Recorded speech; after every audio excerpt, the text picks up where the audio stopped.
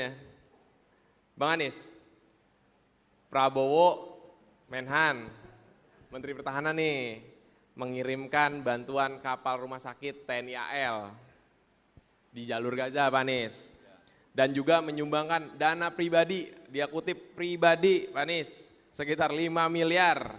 Nah, tadi kan Pak Menhan yang ngomong, ini jubirnya ngomong nih sekarang, itu jauh lebih konkret dan bukan cuma doa dan ngomong doang.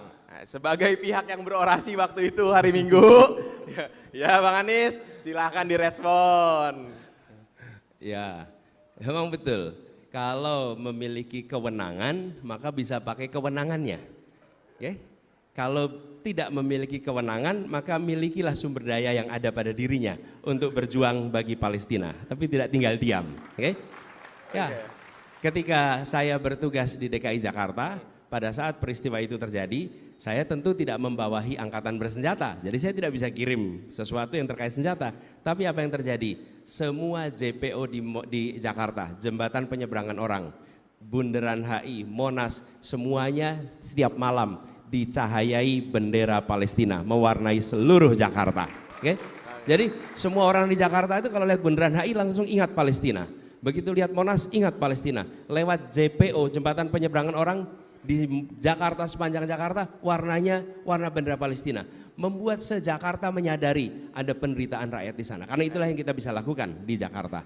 Dan menyumbang uang, memang kami tidak punya banyak uang, tapi saya ingat waktu kampanye Pilkada 2017, pasangan saya waktu itu Pak Sandiaga Uno. Pak Sandiaga Uno adalah seorang biliuner. Lalu dia mengatakan di media bahwa sumbangannya Pak Anies itu lebih besar daripada sumbangan saya. Saya bilang kok bisa? Sumbangan Anies lebih besar. Saya hanya menyumbang untuk biaya pilkada itu ratus juta, sementara beliau mengeluarkannya bermiliar-miliar, saya lupa angkanya. Tapi dia mengatakan sumbangannya Anies itu lebih besar daripada sumbangan saya. Kenapa? Karena kalau dihitung dari persentase, maka persentasenya Anies sangat besar dibandingkan kekayaannya. Oke? Persentasenya. Jadi kalau seseorang menyumbang bukan angka nominalnya, bandingkan dengan kekayaannya. Berapa besar sumbangannya dibandingkan kekayaannya? Oke? Dari situ kita tahu sebenarnya ini sumbangannya kecil atau besar. Nah, Sandi mengatakan saya menyumbang puluhan miliar, tapi kekayaannya dia triliun. Jadi puluhan miliar itu menjadi kecil dibandingkan saya yang menyumbang ratusan juta, tapi kekayaannya hanya belasan. Maka itu menjadi prosentasi yang besar. Itu jawabannya kira-kira. Oke, terima kasih.